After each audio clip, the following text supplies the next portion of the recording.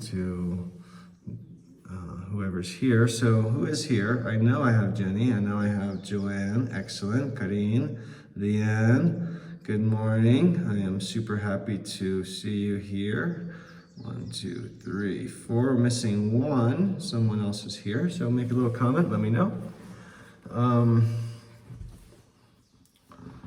So again, I am super happy to be here on these Sunday mornings now, which is going to be my new ritual with you guys, at the very least, be doing more than these Sunday morning talks, but this is definitely the beginning. Hey, Kati, good morning. So I just want to, again, every time we regroup here, I'm gonna start off the same way with just a 2-minute, call it what you want, call it a review, call it a pep talk, call it just a simple kind of, inspirational moment, so that you realize that no matter what's been going on, with your life, no matter how difficult these things have been, not very few people are in a situation like me, stuck in paradise. Most of you are in a great deal of pressure and stress, and so regardless, okay, there are no excuses, okay, and we're not going to be a victim, and we're not going to pretend like we're not able to navigate these waters. And how do we do it? Well, we get stronger. As times get tough, we have to get stronger. What does get stronger mean? It means keep your practice. Do not stop your practice no matter what. It means keep eating good. It means sleep and rest good. It means avoid toxins in your life, okay? And most importantly, it means what we're going to talk about today, all right? And what we're going to talk about today is the mind. It's a subject that we really can't talk enough about, because it's determining everything about how we see the world. And this is a lesson that some of you have heard before. If you did my teacher training maybe 4 years ago or more, then maybe you haven't heard this. But over the last few years, I've been doing my best to explain what I'm going to talk about again today. But the beautiful part about this group and being with you guys is that I'm not talking to beginners anymore. I'm not talking to people that have never heard any of this. And so I'm going to be able to kind of, in a much, more free way, explore this subject as deeply as I can, all right? And hopefully this is going to be a review for a few of you, because in my opinion, what we're going to talk about today is the most important information anybody can ever learn, including if I was a 6-year-old or a 5-year-old, or if I had a 5 or a 6-year-old. I don't think there's any lesson I would want them to know more than this one that we're going to discuss this afternoon, depending on where you are. Now, what we're going to do is we're going to talk first about the nature of the mind. And I'm going to explore with you the nature of the mind and the way that the mind operates. Then we're going to review a little bit about meditation according to Patanjali. And then I'm going to kind of connect the dots for you and allow you to see for yourself why the Patanjali system of meditation is extremely powerful. Okay, and we know that there are many different ways of approaching meditation. We know that all forms of meditation are valuable and beneficial, and all of them are going to lead us towards greater states of relaxation, which is going to help our immune system and our parasympathetic. We know that about any type of meditation. And so any practice where we're quieting our mind and bringing our attention to a one-pointed place, this is, even Patanjali explains that that's a perfect technique. All of these things are good. But the system of Ashtanga Yoga, the system of the 8 limbs of Patanjali relating to meditation, that, in my opinion, is more powerful than the other types of meditation practices. we'll explore why right now. Okay. Now you remember, everybody, let's see, that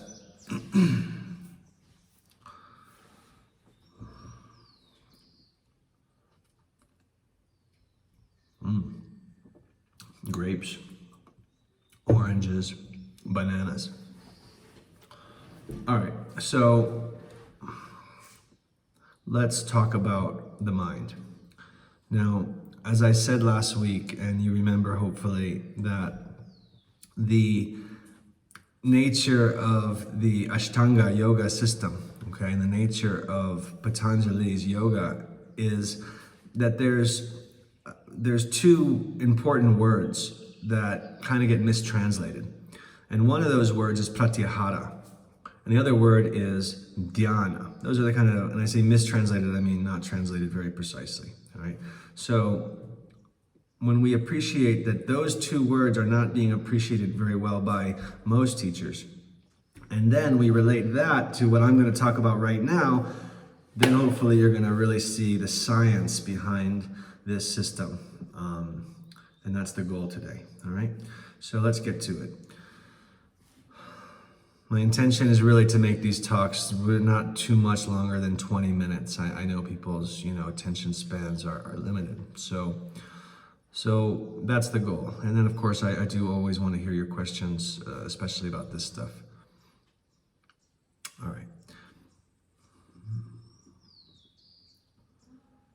From the time that we're born and we're babies and we're being, looked at and talked to from our parents or our family, to the time that we're in preschool and being told by our teachers and even our peers at that early age and in grade school, we are developing as a being in a field of what we will call suggestion. In other words, from the moment you're born, you are being imprinted, you are being suggested to, you are being talked to and told about yourself in a way that forms an identity for you. So in other words, we are born free of thought, you know what I mean? We're born free, you've seen the newborn babies, and we're born free of concepts, and we're born free of limitations, and then as we get older and more developed, we're kind of given these belief systems about ourselves and about the world. And so as it turns out, whilst you kind of believe that you are your own self at this point, and that you are, unique, and that's true, but really what it is right now is we are actually all products of a lifetime of suggestion. I mean, it really is that extensive and that pervasive. It's actually impossible to look anywhere in the man-made world and not see suggestion. Well, I'm gonna kind of hammer this home. In fact, what I'm gonna do is read something to you.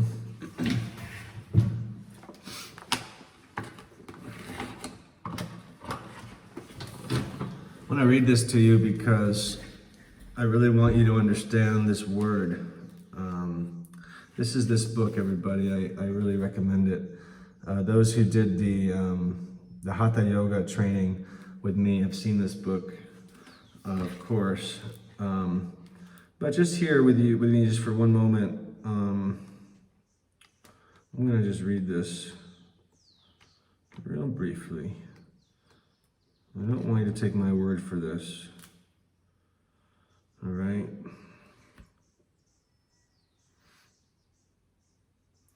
The universe is governed by eternal laws that never fail. These eternal laws are governed by the suggestion of primordial consciousness. This suggestion is operating in every being, living or non-living, at all times, in all places, in all experiences, and in all stages of nature, whether it is phenomenon or noumenon, manifested or unmanifested. Therefore, it is extremely necessary that the student of yoga have an understanding of these laws. Okay? Now, suggestion is the most important of the... Well, let me go up one more paragraph. I'm reading from the master himself, okay? This is Brahmananda Saraswati. This is Sri Ramamurti Mishra, okay? So, and this book you can find, but this is chapter 2. 8 steps or systems of yoga are mentioned in the first lesson. The last 3 of them, dharana, dhyana. Well, let me give you the best reading here.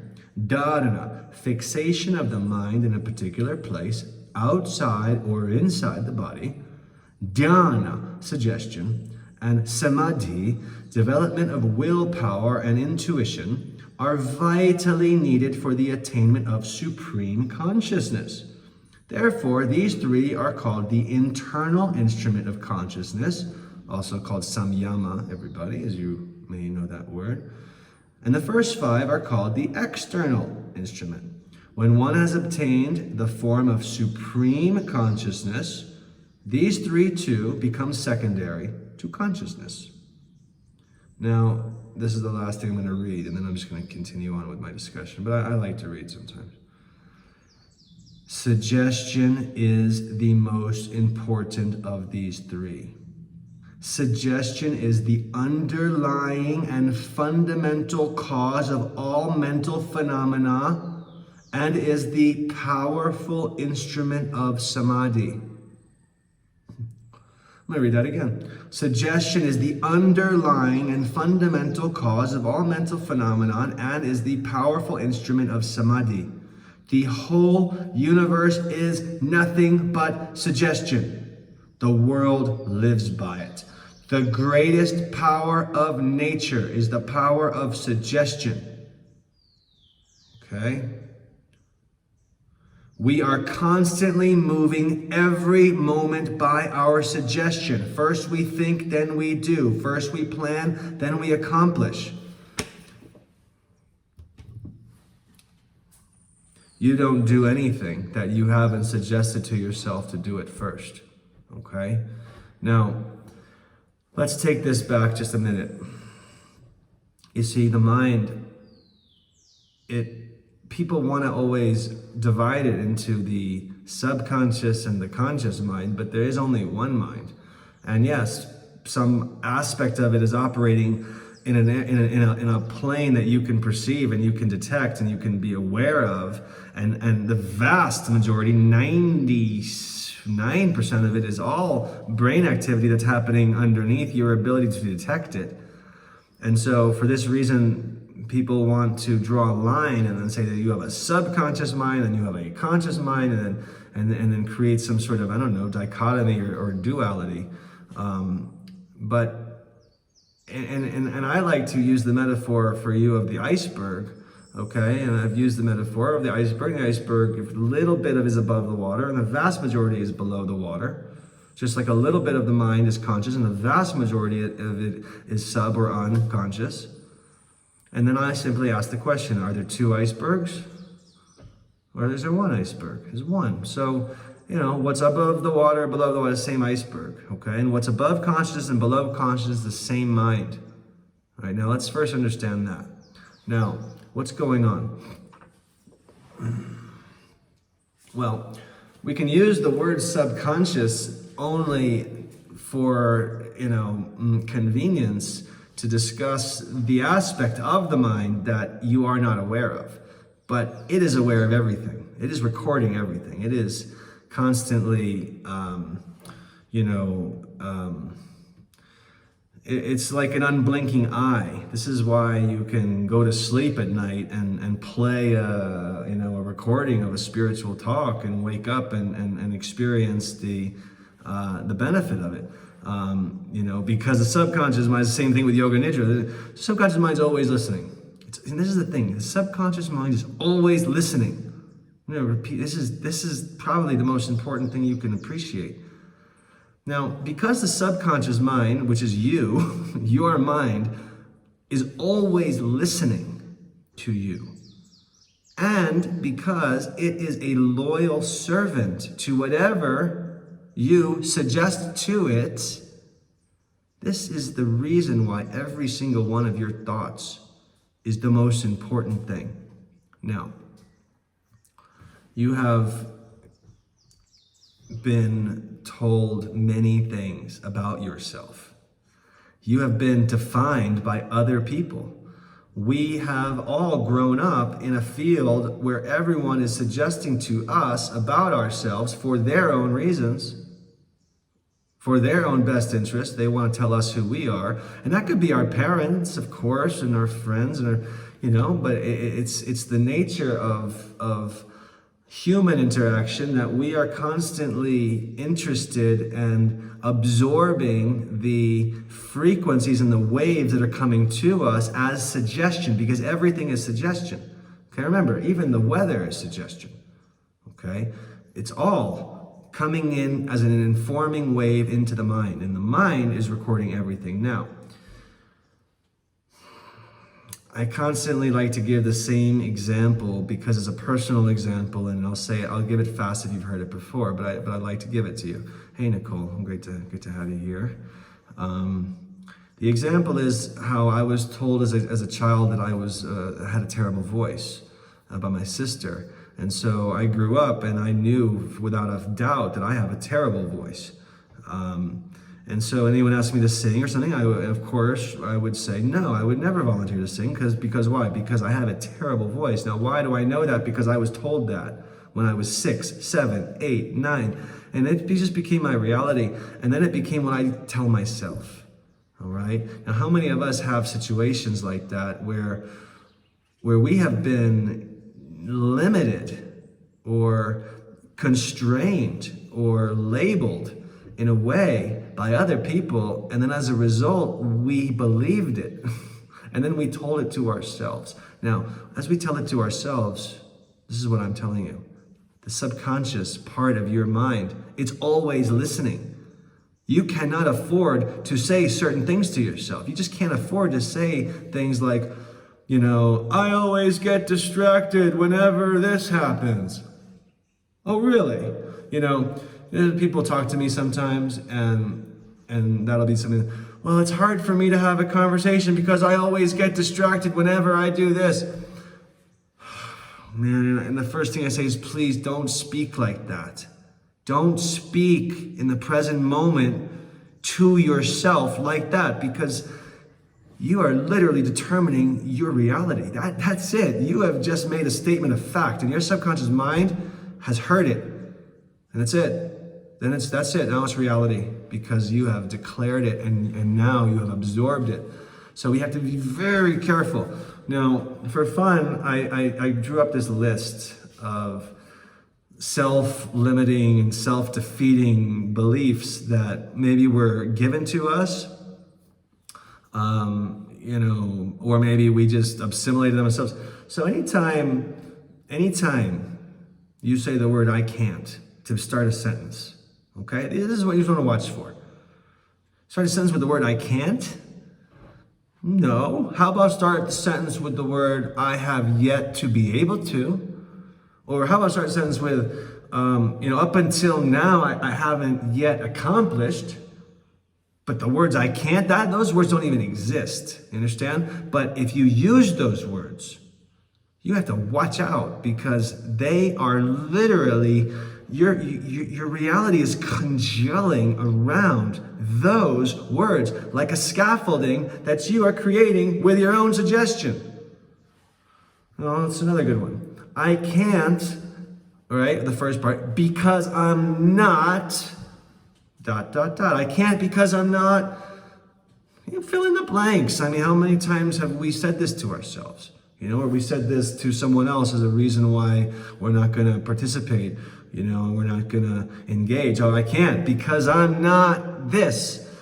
Well, once again, how about I may or may not choose to do it because up until now I haven't learned how to do that. That might be the case. I haven't learned how to do that yet, but you know what? Maybe I'll learn it and then I'll do it if I want to, but it's not, I can't because I'm not. No. How about this one? I'm not good enough. Ever heard that one before? You ever said that to yourself? I'm not good enough. You know, we take things personally in our life. You know, that's one of the rules from last week. We reviewed it.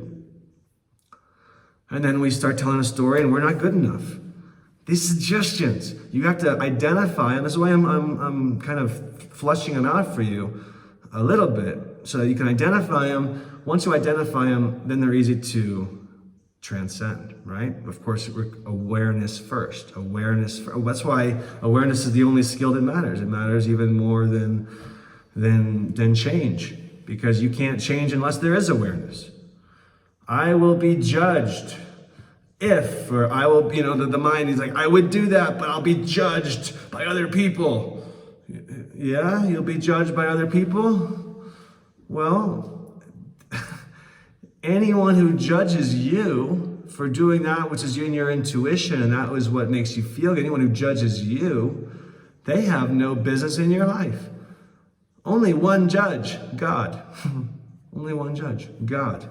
So, and don't judge yourself, okay? That's the key. Don't judge yourself, you know? You know, some people are really able to navigate other people's judgments, but their own judgments upon themselves are so vicious that, you know, who needs enemies when you have friends like that? You know, in your own mind, it's supposed to be your best friend. It becomes just terrifying. I mean, it's judgment, it's self-criticism. I'm not as good as them.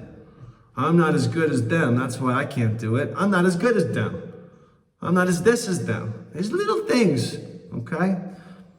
I have failed. You know, the idea of failure. You know what? Failure doesn't even exist unless you stop trying. That was something I posted. I think I got a memory on that like 5 years ago. I made this post that says, you cannot fail unless you stop trying, because how many times were inventors who invented the greatest invention in the world, how many times did they fail before they got it right? 10,000? There is no failure. There's just learning lessons. Okay? The idea, I'm a failure. I mean, no, you're not. You're someone living your life, and sometimes you win, sometimes you lose. When you lose, you learn your lesson, and that's it. No failures.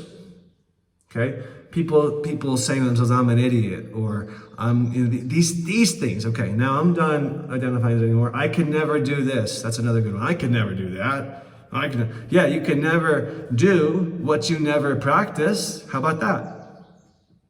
Okay, so we've talked about these things, and I wanted to flesh them out because it's important that this is not just theoretical, but that this is practical, you know, and that when you're going through it in your own mind and you're becoming aware of your own thoughts, which is, of course, the only skill you need to have, is stay aware of your thoughts and realize that they're not you, and as best you can, let them go. You know, without any, identification with them. So now that you know what to look for, what happens is that these thoughts of I'm not good enough, or I can't, or this, or, when they've been given to us, they get imprinted into like a record, like a vinyl record. It gets stamped. And then once it gets stamped, then it's just going to play and play and play in the subconscious mind. Like, for example, in my example, which I had this record playing in my head with my sister's voice, and my sister's voice in my head would constantly say, I have a terrible voice, and so I have a terrible voice, It became my world, my reality. Now, if you're paying attention to that voice in your head, you'll notice it's a lot of times not even you. It's your mom talking to you. It's your third grade teacher talking to you. It's all these other people who did what? Suggested to you about yourself. And you know that all advertising is pure suggestion. Okay, and that's, they used to call it mental magic in the 1920s. That's a book I'm going to be sharing with you guys on this group. One of the reasons why I made this group is so I could share some of these very, very rare special books. One of them is called Mental Magic. But anyway, they discovered that, and then the advertising people got a hold of it, and then they've been, working us ever since, Coke, whatever, enjoy the this and that, as if you can't enjoy your life without the product. That's what they're suggesting to you. Or that your life is going to be better with this product. It's suggestion. So start to become more discriminative about what you're going to allow into your consciousness. Okay, now, we've set up now this picture whereby you have been imprinted upon and have all these records spinning that are telling you all about yourself and creating a reality that's pretty much miserable, as we all do. We all have, because this is what happens when other people define us for ourselves. It's hard to experience reality when you've been kind of put into such a small box. It's like, how do you fly when your wings are curtailed like that? And this is what we're all living with. This is so stressful. So we have that, and that's what's going on. All right. And we call that suggestions, and we call that subconscious mind, and then we know, all right, now here's the point. You see, yoga, according to Patanjali, we can transform that. We can get into that subconscious dimension or zone of the mind, and then we can literally press new, powerful suggestions on top of the old ones. And I don't know, I'm barely old enough to have a record player, but there's been a resurgence in the retro days now of the record player, right? So now you know about the record player, and you put the record on, it plays the music. But guess what happens if you put a new record on top? Which record plays? The one underneath it or the one on top? Okay. Another metaphor, of course, for these suggestions is not just records that are playing, but it's seeds that are planted. It's another metaphor. Someone gives a suggestion, it's a seed, it gets planted into your mind, it grows, and then you believe it for yourself, and then it's an auto-suggestion. And the auto-suggestion, when we speak to ourselves, is the most powerful, okay? It's even much more powerful than when someone says something to you, is when you say it to yourself, okay? And a lot of times external, suggestions become auto-suggestions, but understand that it is when you say it to yourself that is, that's when your reality is becoming, is solidifying around that. Now, I brought all that up because it is this Pratyahara. This is what Pratyahara is. Pratyahara is just that. It's this magnetization of the body and the mind. Okay, Pratyahara is about a visualization, a magnetization that puts the body in a magnetized, sleeping state of total relaxation and complete stillness and heaviness. And the state of Pratyahara is the state that allows the subconscious zones of the mind to be able to be accessed and to be re-imprinted. It's this Pratyahara. Okay, so what we do with Pratyahara is we create an environment of magnetization. It's interesting, I've never thought of it this way, but the audio cassettes, they're magnetic tapes, and in order for the information to pass, in order for the recording to happen, it's a state of magnetization. That's fascinating for me to realize that now. But so here we are, we're magnetizing our consciousness, and then we're able to kind of write into the magnetic space of the mind, new program, new suggestions, new, what we call dhyana. And this is the thing, all right? And so as we enter into Pratyahara, then we do dharana, and we stick it, we stay there for some time, and we allow the Pratyahara to kind of magnetize stronger, and then we begin dropping in the dhyana, the suggestion. Now we have transformation, because whereas before you were telling yourself, I am not good enough, now you only have one thing on your mind, which is, I am more powerful than any challenge. That's it. You go through life And the only thing that's going on in the background of your mind are these suggestions that you plant to yourself with intention. One of them would be, of course, I am more powerful than any challenge. That's one I use, and that's the one I gave you last week. Or, I'm full of energy and invincible determination. I am full of energy and invincible determination. And these are, suggestions that when you move through your life with those as your operating system, you literally live differently. You see the world differently. Everything is different. How did it happen? You did it for yourself. All right? And so this is why I wanted to kind of, give it from the beginning. And so you understand why I teach meditation the way that I teach it, why I practice it the way that I practice it, which is prepare the body, magnetize the body with the Pratyahara, the Dharana, and then for me, and this is a quote, and I don't mean to pretend this is my quote. This quote comes from the master, but I was going to say it as if it was my quote, but it's his. He says, no suggestion, no meditation. So that's his quote. No suggestion, no meditation. And so this is why I feel very blessed. And this is, as I said, why this is so powerful.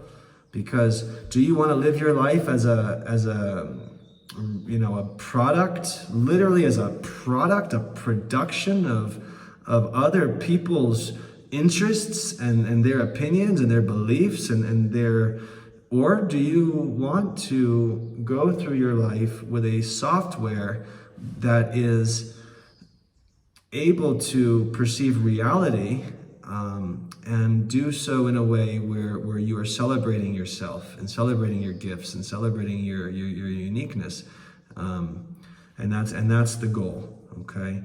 And that's my perspective on all of this stuff with meditation, and again, that's why I feel this is so important, because if the meditation practice does not improve the quality of your daily life, and if it does not transform your actual daily consciousness, then it's not the most powerful of practices. So, all right, so basically that's the idea, all right? That's the mind, all right? Remember the 5 things, how are we exercising? Don't stop the yoga, physical, asana sections of your life and of your sadhana. How are you exercising? How are you eating? Get that fruit, eat that fruit, please eat fruit. Okay, how are you thinking? How are you using the mind? How are you using meditation to transform your future and your present moment? How are you resting? Please, guys, get some rest. And then please continue to live as organically as possible. We got to stop, poisoning ourselves. All right, guys, so let us now do a 3-minute meditation together. I always like to close these sessions with a little experience. So before we do that, though, and get into the very brief meditation that we'll do together, are there any simple questions? I'm going to just wait for 30 seconds and take a sip of my juice and see if there's any questions before we go on.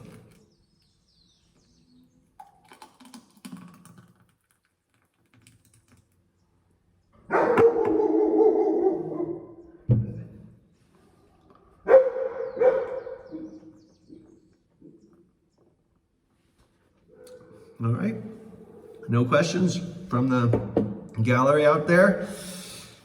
All right, then let's close our little morning together with a meditation. Close your eyes, please.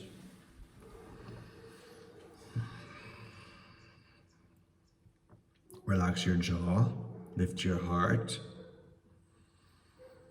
We'll always begin with a couple of rounds of pranayama. So begin to slowly and through both nostrils inhale, counting slow as you can to 6 or 8.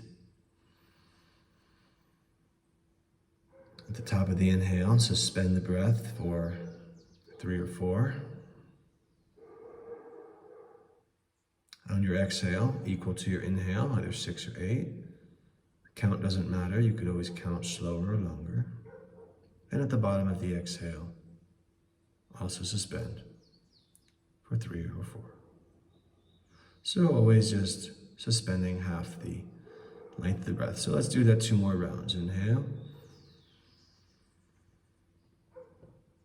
Suspend. Exhale.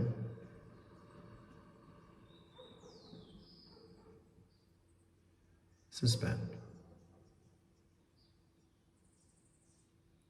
Inhale.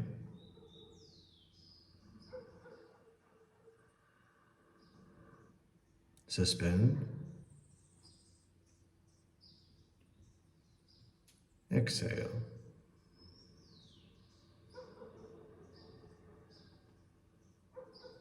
Suspend.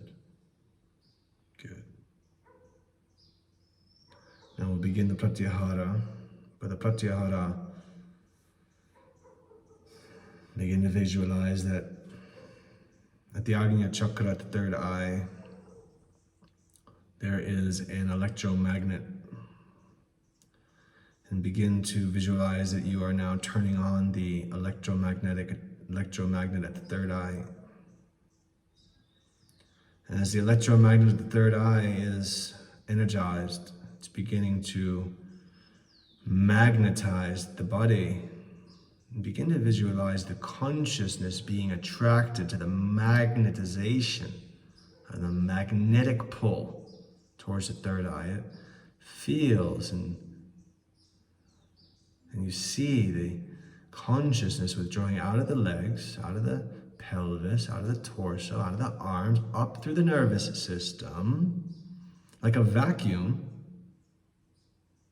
like the withdrawal. This is where the word pratyahara is often translated to, withdrawal, but more of a magnetization. And begin to now feel that the consciousness has been magnetized to the third eye, and so the entire body now is empty of consciousness. And as the body is empty of consciousness, you can't feel it. It's just heavy. It's asleep, it's heavy. So heavy it is.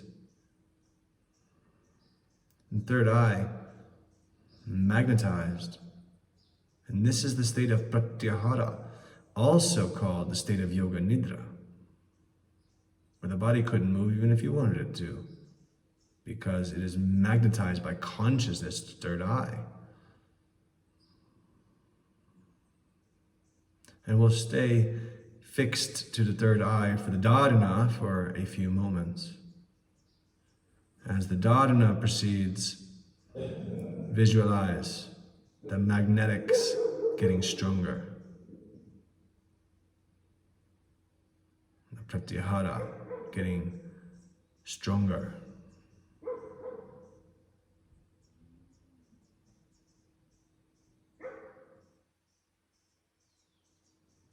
With your body magnetized and the concentration fixed,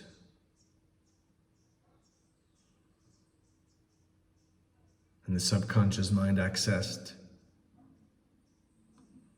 we begin the dhyana, the suggestion, the most important part. Whatever I say out loud, you say to yourself. Whatever I say out loud, you say it to yourself more than once. Each day I get stronger. Each day my body gets stronger.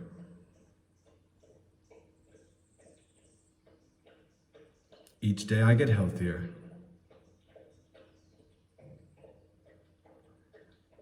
Each day my body gets healthier.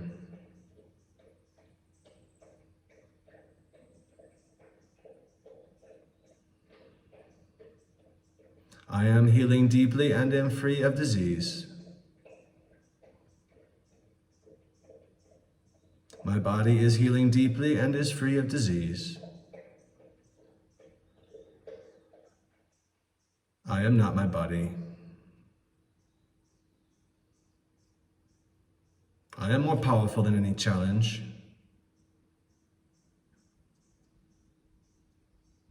I am full of energy and invincible determination. I am eternal, I have no death. I am Brahman, I am pure consciousness. I am infinite being.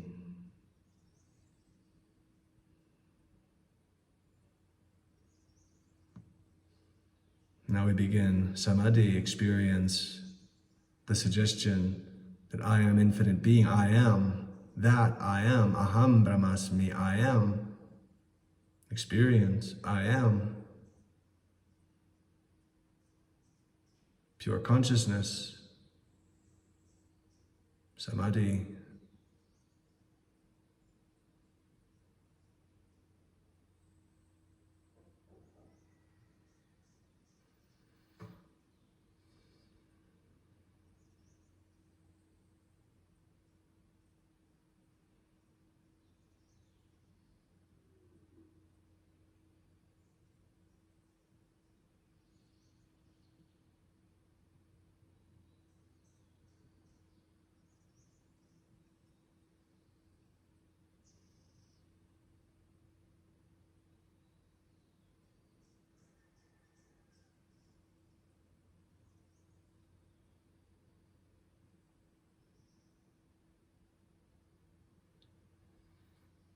And now visualize the demagnetization of your body, the consciousness returning back into your body. You can now again feel your body.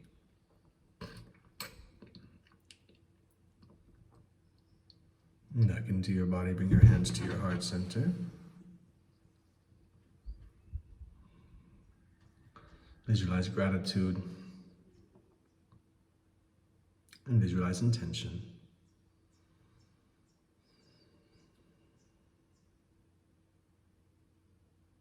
One soft Om will close together.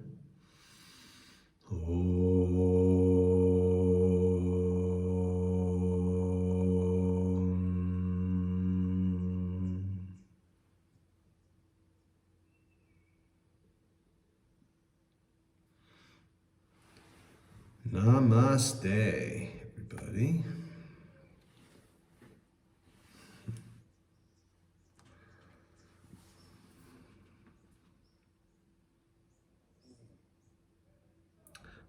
Joanne, the book I mentioned, I'm going to do a segment on that soon, and I'll have the author and the name and everything for you to access. So don't worry, hang in there. But it's called Mental Magic. Mental Magic. Yeah. All right, guys. Well, I really appreciate all of y'all's time here. I really love this opportunity. And for those of you who are watching, but not live, again, you know, I really just am so happy that we're all here together. You know, again, on a path together. And as I said before, kind of consider this as, again, you know, for those of you who want to, the kind of the first day or the first weeks now of your new training with me as we move forward into a much more advanced terrain. And please let me know in any way that I can assist you individually.